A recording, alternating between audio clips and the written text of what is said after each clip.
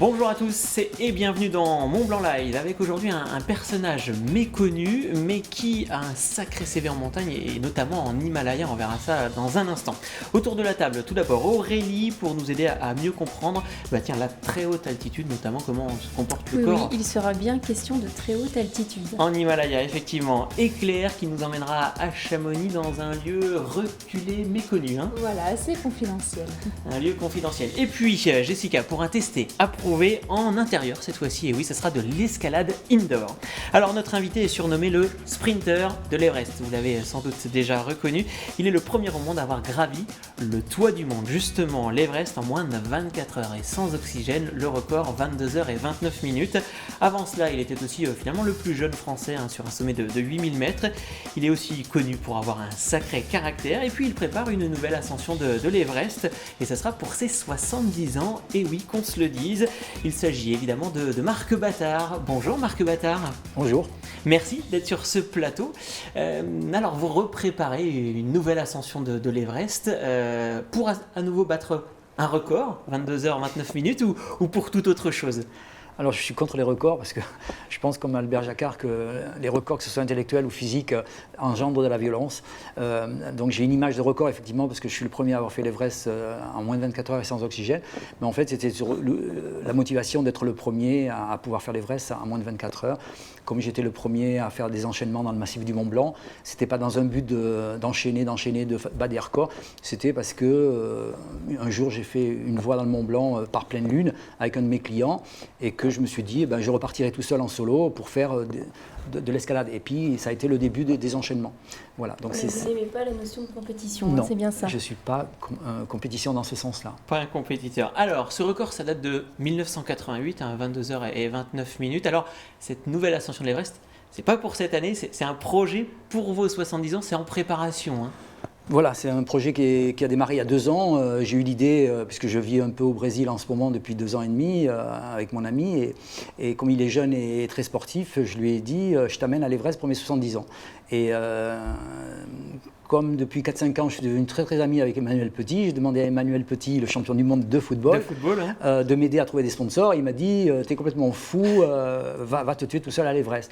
Alors, donc mon ami me suit un petit peu dans la montagne, mais j'ai créé une cordée pour réussir ce projet très personnel de faire l'Everest à 70 ans, effectivement sans oxygène, et avec 2 amis très très forts, un Népalais et un Pakistanais. On en parlera peut-être un peu plus tard si vous voulez, avec grand plaisir.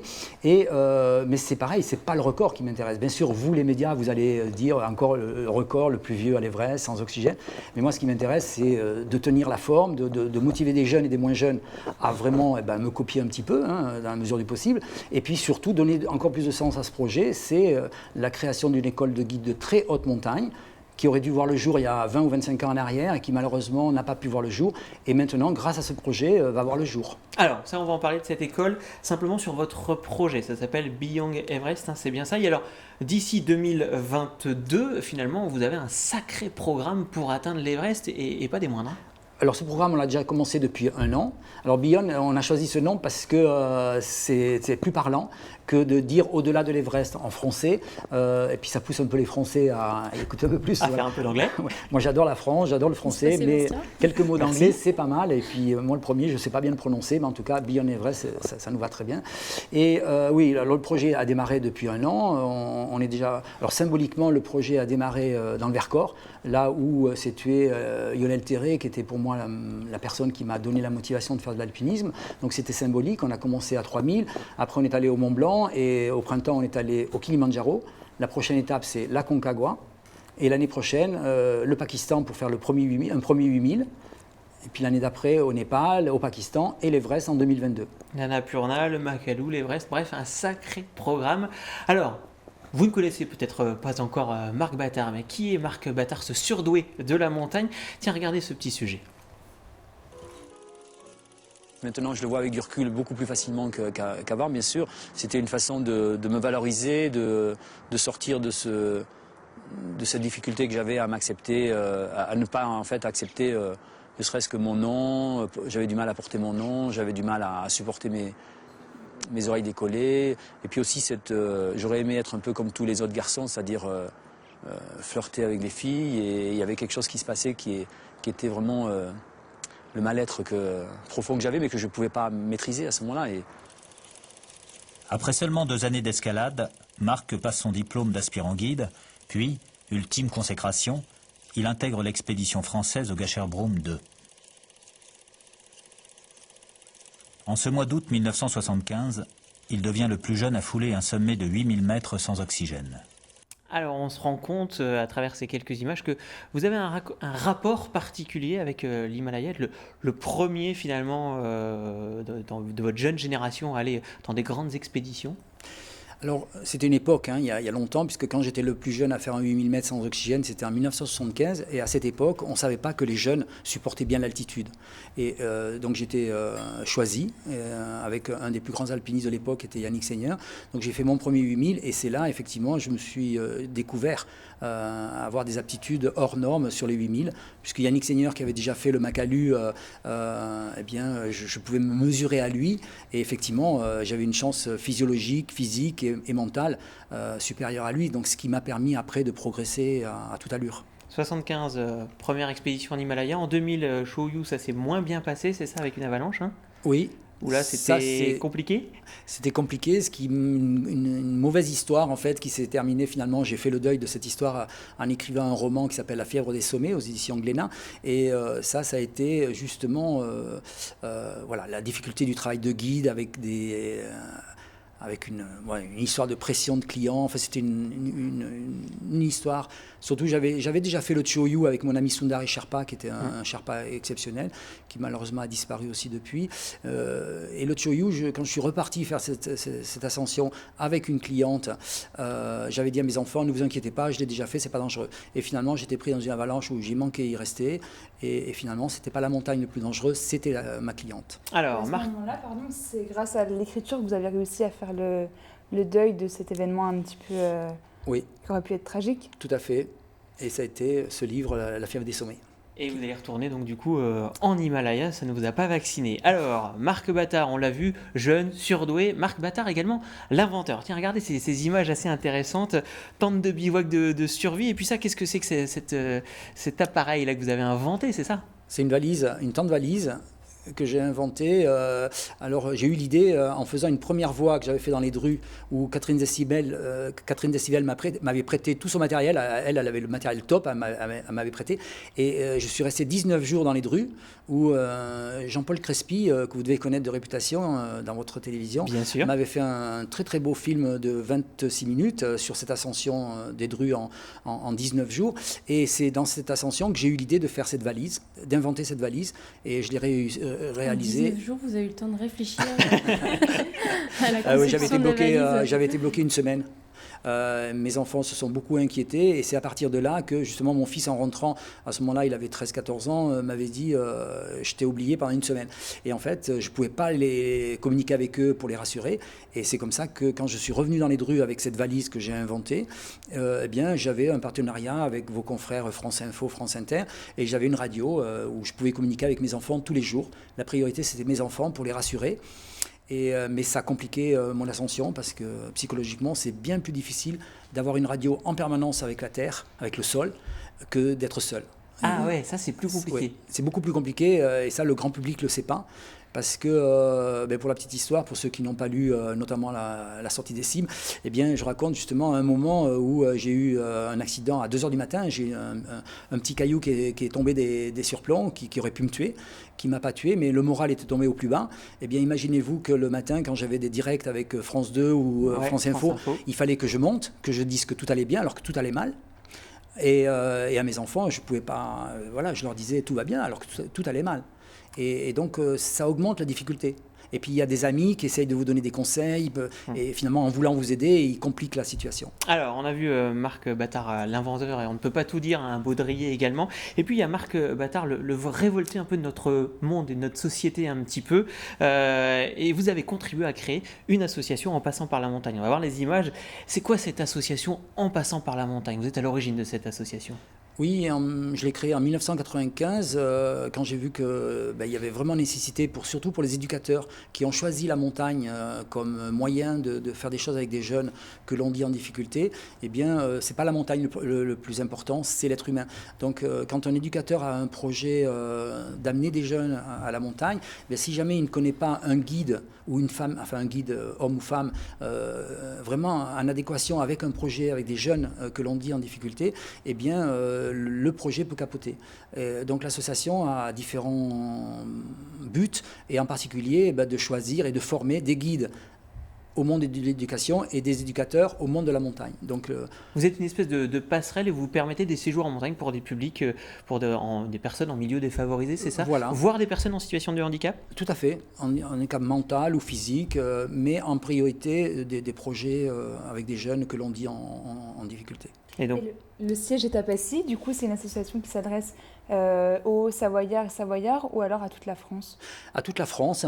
Et là, dernièrement, l'association, je sais qu'ils vont faire des projets ils se sont aperçus qu'il y avait des jeunes qui habitent la montagne et qui ne sont jamais allés vraiment dans la montagne.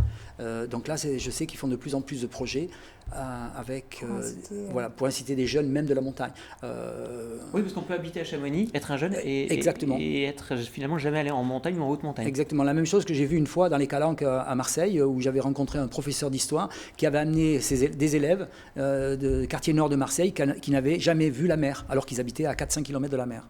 Alors Marc Battard, vous allez donc remettre vous les pieds en Himalaya, mais d'aller en très haute altitude, ce n'est pas sans risque. Alors on voit ça avec Aurélie. Oui Sébastien, je vais vous parler des hôpitaux du pays du Mont Blanc et plus particulièrement du service de médecine de montagne. Alors ce service propose dans le cadre de la prévention des pathologies liées à l'altitude un test d'hypoxie. Pour en savoir plus, je vous propose de découvrir le reportage de Mélissa Berthaud. Le service de médecine de montagne a été créé en 2010, fin 2009. C'était un projet européen avec les Italiens. Donc ici en France, c'était l'IFREMONT qui a mis en place cette consultation. Et donc c'est pour répondre aux demandes de gens qui faisaient des problèmes, par exemple en faisant l'ascension du Mont Blanc, qui avaient des problèmes d'altitude, donc de pathologie, et qui nous demandaient quels conseils et qu'est-ce qu'il fallait faire dans l'avenir s'ils voulaient réussir l'ascension. Alors ça, c'est le test en hypoxie qu'on fait en France. C'est le professeur Richalet qui l'a mis au point, donc qui teste la réponse qu'on a cardiaque et ventilatoire quand on est soumis à un air, donc pas une hypopression, mais un air où on a réduit le taux d'oxygène pour stimuler une altitude.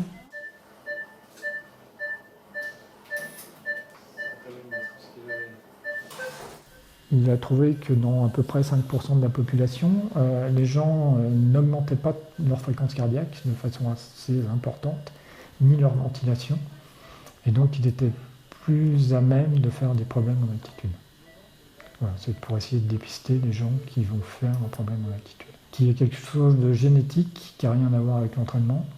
Voilà, c'est pas parce que vous avez l'habitude d'aller en montagne, que vous êtes guide, que vous ne pouvez pas faire de problème en altitude. Le Mont Blanc, ça se fait en 2-3 jours. Donc, on atteint rarement le stade des complications. Par contre, si vous allez dans les massifs élevés, en Himalaya ou en Amérique du Sud, ou au Kilimandjaro, où il y a beaucoup de problèmes comme ça, la fréquence est beaucoup plus élevée. Donc pour ce test à l'hypoxie, Marc, vous avez des capacités physiologiques hors normes, c'est comme ça qu'on en parle. Vous avez vous-même été suivi d'un point de vue scientifique, entre guillemets, c'est ça? Oui, un petit peu. Mais malheureusement, les études pour savoir pourquoi des gens comme moi avons une physiologie très adaptée à la très très haute altitude, en fait on n'en sait pas grand-chose.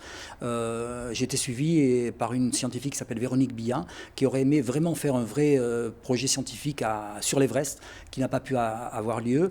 Mais si un jour ça peut se faire, ça serait bien, parce que les études jusqu'à maintenant, à ma connaissance, se sont limitées à des altitudes de 6500, 7000, voire 7005, mais pas plus. Donc on ne sait pas pourquoi. Ça, Véronique Billat vous le direz beaucoup mieux que moi, mais normalement, l'être humain n'est pas fait pour aller au sommet de l'Everest sans oxygène. La preuve que non, parce qu'on est un certain nombre à faire l'Everest sans oxygène, mais c'est une minorité. Il suffirait que l'Everest fasse 100 mètres de plus pour qu'on n'y arrive pas, peut-être. Donc c'est vraiment extrême. Et on ne sait pas pourquoi. Moi, je suis né au niveau de la mer et pourquoi Donc en matière de recherche, il reste beaucoup de choses à explorer dans ce domaine. Pour connaître la physiologie de la très haute altitude, oui. Comme le dit le monsieur qu'on a vu à l'écran. Et on rappelle que vous avez donc pour projet d'y retourner pour vos 70 ans. Alors, on l'a dit en introduction, vous êtes soutenu par le monde du football. Alors, c'est l'occasion de parler d'un personnage du monde du football. Tout à l'heure, on a parlé d'Emmanuel Petit. Autre personnage du monde du football qui présidait la Ligue de football professionnel jusqu'en 2016, c'est Frédéric Thiriet. Alors, on le sait peu, Frédéric Thiriet, qui est un passionné de foot, est aussi un passionné de montagne. Il avait écrit un dictionnaire amoureux sur la montagne et maintenant, il a écrit un livre sur vous, hein, c'est bien ça, ce livre, Marc Battard, fils de l'Everest. Il vous a consacré une sorte de biographie. Tout à fait. Frédéric, que je connais maintenant depuis bientôt 5 ans, on a même fait une expédition avec des jeunes et en passant par la montagne au Népal, et il y a déjà 4 ans. Et à l'origine, j'ai connu M. Thiriez pour sa passion de la montagne et surtout le soutien qu'il m'a apporté pour la réédition d'un livre qui s'appelle La sortie des cimes, qui sera réédité dans 4 ou 5 ans, je crois. Mais en attendant, Frédéric est devenu un soutien exceptionnel. Avec mon caractère, effectivement, ça me pose quelquefois quelques problèmes. Mais grâce à son soutien, j'ai un soutien énorme pour revenir à l'Everest et surtout réussir l'école de guide de très haute montagne. Alors, c'est la question, c'est quoi ce projet d'école de guide de très haute montagne? Ce ne sera pas en France, mais au Népal. Oui, la première aura lieu au Népal. Eh bien, le but principal, c'est qu'il y ait moins d'accidents en montagne, que ce soit dans les Alpes ou dans l'Himalaya. Dans les Alpes, on a encore vu cet hiver le nombre d'accidents qu'il y a eu hors piste, même avec des professionnels, ce qui est un petit peu inquiétant. Et au Népal aussi, alors je prendrai comme exemple, sans parler de la catastrophe qu'il y a eu au Manaslu, où il y a un certain nombre de guides et des clients qui sont morts dans une avalanche, ou alors pire, les 18 Sherpas qui sont morts sous un bloc de glace à l'Icefall, ce qui est absolument inadmissible à notre époque. Donc forcément, il y a une lacune dans la formation, de l'anticipation des risques, dans le renoncement, qui est très profond dans la profession. Et effectivement, cette école de guide de très haute montagne permettra de faire, j'espère, avancer les mauvaises habitudes. Et alors, votre regard, vous, sur par exemple un Kilian Jornet qui lui fonce en montagne, va très très vite, quel regard vous portez sur un personnage comme Kilian Jornet ou d'autres, hein? Alors Kilian Jornet, il est exceptionnel, j'ai beaucoup d'admiration, malgré que je ne suis pas du tout dans le même système. Mais en tout cas, je sais que je l'ai fait rêver quand il avait 14 ans. On ne s'est encore jamais rencontrés, on a échangé par mail, mais j'aurais aimé lui donner des renseignements, parce qu'il aurait pu découvrir des choses avant de le découvrir lui-même. Donc il a eu à l'Everest, à mon avis, une volonté absolument exceptionnelle de réussir 2 fois l'Everest sans oxygène en une semaine. Mais c'était évident qu'il a découvert qu'à 7000, aux environs de 7800 mètres, eh bien, la physiologie, là il n'a pas cette chance que j'ai, ou d'autres personnes comme Erhard Loretan. Il y avait d'autres alpinistes qui avaient aussi... C'est vraiment totalement aléatoire, hein, cette barrière. Ah oui, on peut être un champion comme Kilian Jornet. Moi, j'ai connu un garçon très très fort comme Kilian, enfin moins fort, mais quand même très très fort, et bien, qui a passé 5000 mètres... ne pouvait plus aller plus haut. Ouais, voilà. Quelqu'un qui m'avait accompagné à la Concagua il y a 7-8 ans. Moi qui, sans entraînement, encore récemment, je suis allé au Kilimandjaro pour notre projet. Là, on fait la chronologie, comme je vous l'ai dit tout à l'heure. Bon, le mois dernier, j'étais au Kilimandjaro. Moi, je n'ai pas spécialement d'entraînement. Je ne fais plus de montagne comme avant. Eh bien, que ce soit mon ami... qui n'a que 31 ans, ou même les guides locaux, j'ai une chance à 65 ans de marcher plus facilement que des gens de 30 ans à presque 6000. Alors, ce sont des aptitudes qui restent avec le temps ou... On ne le sait pas. On ne le sait pas. Et justement, ce retour à l'Everest à 70 ans va me permettre de... Alors c'est sûr que je vais beaucoup moins vite que 30 ans en arrière, ça c'est sûr. En tout cas, si on veut en savoir plus sur Marc Battard, il y a ce livre, Marc Battard, fils de l'Everest, écrit par Frédéric Thiriez, où c'est une sorte de biographie. Vous révélez également votre homosexualité après avoir eu 3 enfants. Il y a tout votre parcours de vie un petit peu dans ce livre. Vous êtes véritablement confié à Frédéric Thiriez. C'est bien ça, hein, dans ce livre. Voilà, Frédéric a vraiment fait un parcours où il parle de ma principale passion qui est la peinture. Ouais. Et puis aussi, alors là, il n'y a pas dans le livre, parce qu'entre la sortie du livre et maintenant, je suis devenu arrière-grand-père. Ah, d'accord. Donc, alors, dans le livre de Frédéric, je suis grand-père avec 9 petits-enfants. Et maintenant, j'ai 9 petits-enfants et un petit arrière-petit-fils. Alors, Marc Battard, vous ne vivez pas près du Mont Blanc, mais vous venez finalement régulièrement en vallée de Chamonix. Vous y étiez encore dernièrement. Et Claire a trouvé une destination atypique. Pourquoi pas? Un lieu reculé et apprécié des stars, des grandes ce monde. Hein. Effectivement, un lieu atypique et a priori sans danger. Ça s'appelle les chalets de Philippe, parce que Philippe Courtinette à l'origine, c'est un ancien impresario qui a quitté le monde des paillettes de Paris Pour vivre à la montagne, ça fait plus de 30 ans qu'il est installé, il propose des suites, des chalets et, écoutez-moi bien, ça va de 10 à 200 mètres carrés. Eh bien, visite. Je suis arrivé ici en 1983. À l'époque, je produisais, il est mort il n'y a pas longtemps, Jacques Higelin, et je skiais au Grand Montet. Et pourquoi je suis monté au Lavancher, j'ai pris un chemin de traverse, comme ça nous arrive, et il y avait marqué à vendre. Je suis tombé amoureux déjà de l'emplacement et de la situation, de la vue et du calme olympien qui régnait. Et puis après, petit à petit, j'ai commencé à me passionner pour le mobilier alpin, pour l'architecture de montagne. Et j'ai commencé à chiner des meubles, des chalets. J'ai reconstruit des chalets que j'ai démontés dans Haute-Savoie et que j'ai ramenés ici pour faire ce hameau de chalets.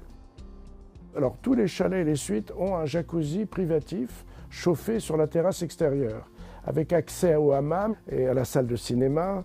Tout ça, c'est inclus. Ça fait comme une sortie. Vous avez un bon repas gastronomique après la projection, c'est sympa, ou la projection après le repas. Et je pense que ça fait partie des vacances. Le luxe peut être simple, il suffit d'être soi-même.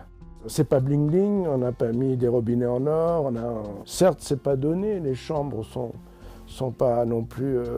on peut trouver en basse saison quand même des chambres à 150 €. Alors ce chalet, c'est c'est le préféré des artistes. C'est le chalet, on va dire, de Sophie Marceau, de Kylie Minogue, de Garou. Maintenant, si on passe dans la chambre à côté, on va dans une chambre 18e. Là, vous avez une chambre entièrement meublée de mobilier alpin du XVIIIe siècle. C'est peut-être le plus beau lit clos de montagne. Il y a souvent des demandes incroyables, oui. Bon, le coup de l'hélicoptère, on me l'a fait plusieurs fois, mais bon, heureusement, il y a Chamonix-Mont-Blanc hélicoptère à côté. Mais bon, non, en général, je vais vous dire, les gens, les stars ou les gens très riches qui viennent ici sont souvent très simples. C'est la mémoire de la montagne, c'est un patrimoine qu'il faut préserver. Et j'ai déjà eu des offres de Dubaï. J'en ai même un celui qui a construit la tour la plus haute du monde, qui est venu l'été dernier. Et il voulait m'acheter le hameau entier pour le démonter et le mettre sous une bulle. Vous voyez ce que je veux dire? Je cherche quelqu'un qui puisse continuer ce que j'ai commencé. Donc s'il y a quelqu'un qui a envie de prendre la suite et de respecter l'âme du lieu, je dirais sans doute oui. Le message est passé. Si jamais vous voulez investir dans un hameau à Chamonix, vous avez l'adresse. Pourquoi pas? Ce monsieur cherche un repreneur, mais une très belle adresse. C'est assez original. Il cherche à vendre avec tout le mobilier tel quel. Pourquoi pas, Marc Bâtard, hein. Pourquoi pas, faut voir. Bon, faut trouver un investisseur. Bon, c'est pas pour vous, on a compris. Allez, Marc, vous vivez plutôt la montagne dehors. Hein. Habituellement, vous êtes dehors, vous allez dehors. Et il y a quand même des périodes d'entraînement pour vous?